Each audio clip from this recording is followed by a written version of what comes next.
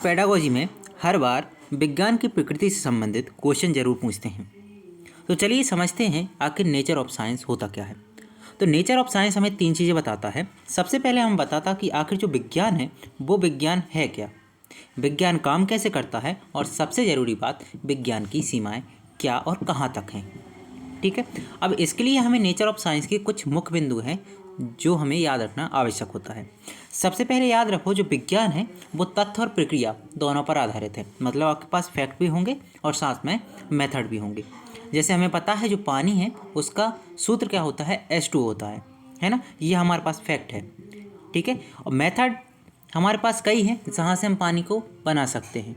ठीक है, दूसरी बात याद रखो, जो विज्ञान है वह अवलोकन और प्रयोग दोनों पर आधारित है। आप बोल सकते हो observation plus experiment is equal to science. Observation का मतलब होता है आप किसी चीज़ को देखकर सीख रहे हो, और एक्सपेरिमेंट का मतलब होता है जो आप सीख चुके हो उसको आप दोबारा वेरीफाई कर रहे हो, है ना, जांच रहे हो।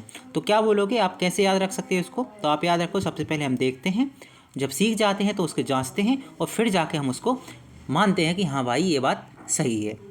ठीक है, पहले हमने ऑब्जर्वेशन किया, ऑब्जर्वेशन करके हमने एक्सपेरिमेंट किया, और लास्ट में जाकर हमने कंक्लूड किया कि हाँ भाई आप जो बात बोल रहे थे वो सही है। ठीक है, ओके। अगली बात करते हैं, सबसे इम्पोर्टेंट बात है कि जो विज्ञान है हमारे पास साइंस है वो टेंटेटिव है, मतलब अस्थायी है। मतलब ये है कि नए सूत्र बनने पर, नए सिद्धांत पता करने पर जो पुराने सिद्धांत होते हैं उन्हें हम भूल जाते हैं, या फिर हम बोल सकते हैं जो पुराने सिद्धांत हैं वो बदल सकते हैं। मतलब अस्थायी प्रकृति है। अभी हमारे पास हम कुछ और नियम पढ़ते हैं, लेकिन जैसे ही नई खोजें होंगी हो सकता है कि ये नियम हमें गलत साबित कर दें।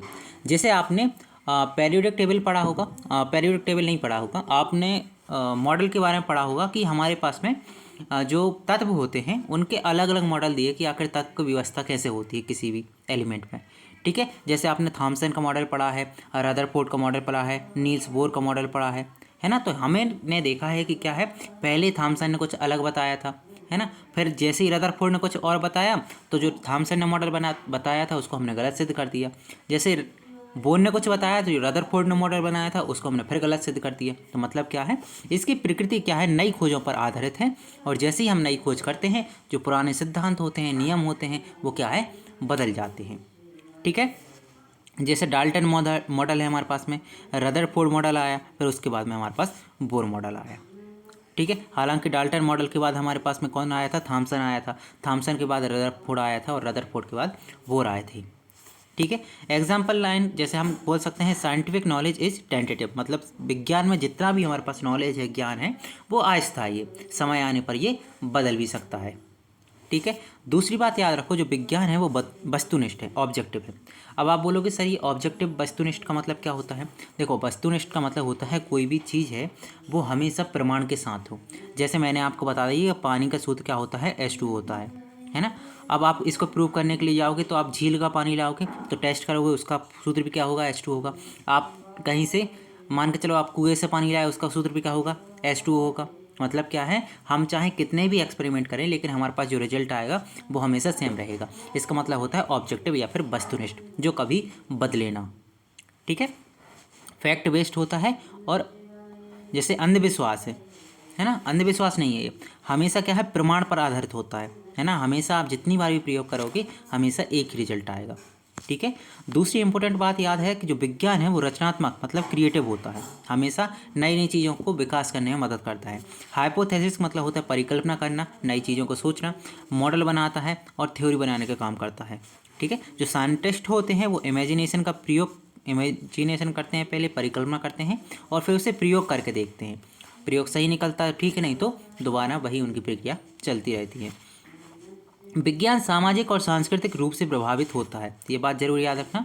कभी कभी पूछ लेता है कि विज्ञान किससे प्रभावित होता है, तो बोलना जो विज्ञान होता है वो सांस्कृतिक और सामाजिक दोनों रूप से प्रभावित हो सकता है। जैसा हमें इकोसिस्टम मिलेगा वैसे ही हम विज्ञान को आगे बढ़ाएंगे। साइंस सोसाइटी की ज़रूरतों से भी जुड़ा हो सकता है ना। ये मान के चलो कि हमें पता चल रहा है कि हमारे यहाँ पानी की कमी है, तो हम कोई ऐसा गैजेट बना दें जो उस पानी की कमी को पूरा कर दे।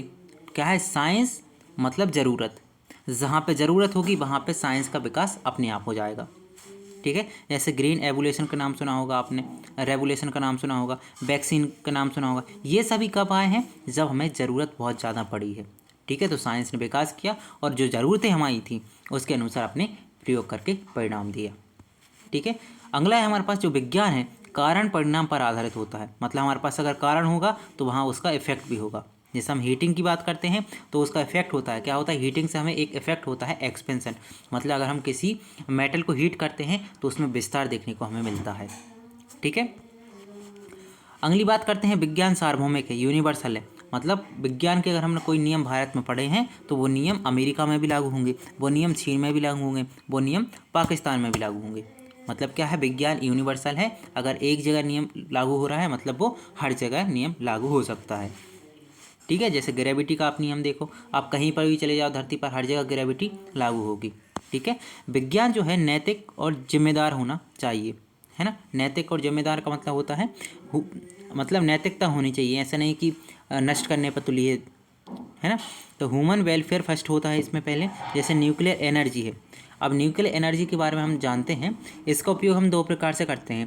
पहला हम कर सकते हैं पीसफुल, मतलब शांति से हम बिजली उत्पादन में करते हैं, है ना। अगर इसका हम डिस्ट्रॉय कर दें मतलब बार के रूप में भी इसका उपयोग कर सकते हैं। मतलब क्या है, हमें जिम्मेदारी रखनी होगी। विज्ञान खतरनाक भी है और विज्ञान वरदान भी है। आप हिंदी में कई बार आपने निबंध लिखा होगा विज्ञान अभिशाप या वरदान, है ना। तो यहाँ पे हमें विज्ञान को वरदान के रूप में लेना है, ना कि अभिशाप के रूप में, ठीक है।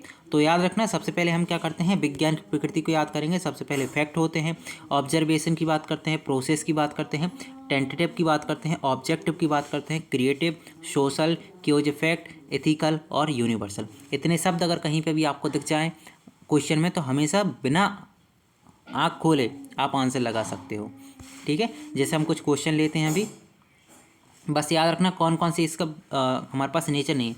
सबसे पहले ब्लाइंड बिलीव, मतलब अंधविश्वास यहाँ पे नहीं करता है कि आप आंख बंद करके विश्वास करो इस पर, है ना। एब्सोल्यूट ट्रूथ, हमेशा कोई भी बात हमेशा यहाँ पे ट्रूथ नहीं है कि हमेशा ही वो सही होगी, है ना, गलत भी हो सकती है। ओनली मेमोराइजेशन को ये कभी भी बढ़ावा नहीं देता है, ठीक है।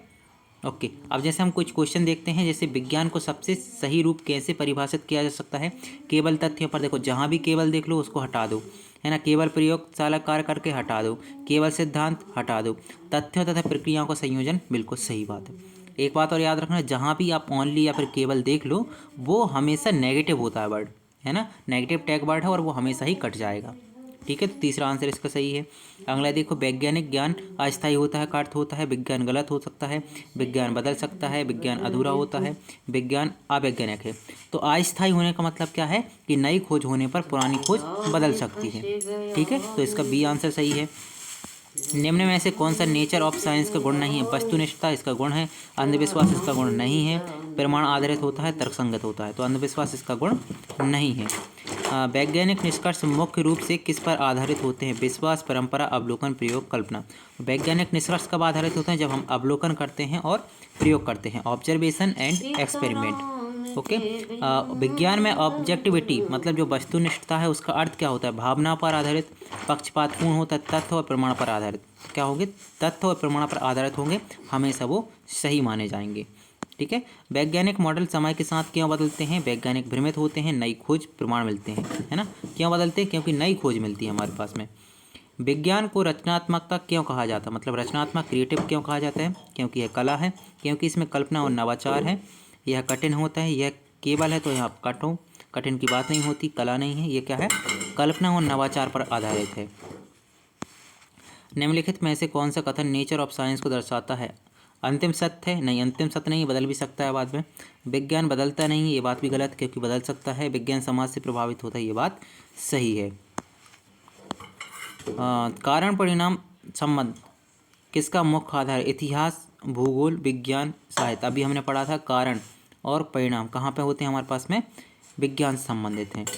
विज्ञान का सार्वभौमिक स्वरूप होता है या फिर दर्शाता है, नियम स्थान बदलने पर बदल सकते हैं, नहीं बदल सकते, नियम सभी जगहों पर समान होते हैं, ये बात बिल्कुल सही है।